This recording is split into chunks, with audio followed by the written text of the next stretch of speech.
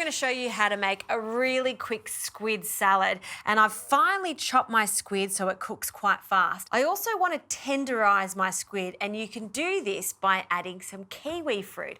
I'm going to be using some golden kiwi fruit, and I love it because it's so sweet and it's got that lovely golden colour. So I'll need 1 kiwi fruit for the marinade. We want to top and tail it, and we'll take the skin off. You can see how fine and papery the skin is, so use a sharp knife to really glide quite easily along the flesh and the skin. I like to use a coarse grater to grate this because essentially we want the juice of this golden kiwi fruit to not only flavour but tenderise our gorgeous squid.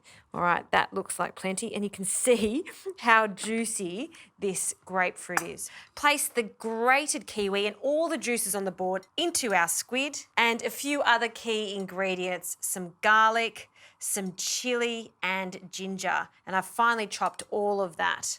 I also love the addition of some lime zest, so in with the lime zest.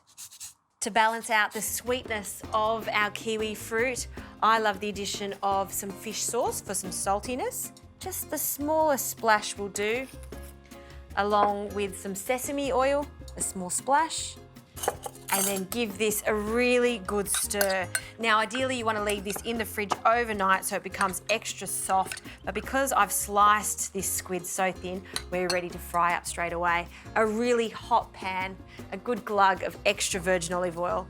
And when it comes to squid, it's all about flash frying, so in it goes, and it's going to take no time at all to cook. So give that a shake.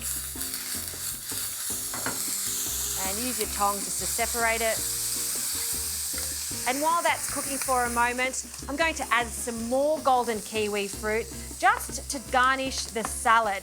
I love the addition of the kiwi fruit, not only to the marinade, but also a pop of sweetness in the salad. So again, we're just going to cut around the sides and then dice it.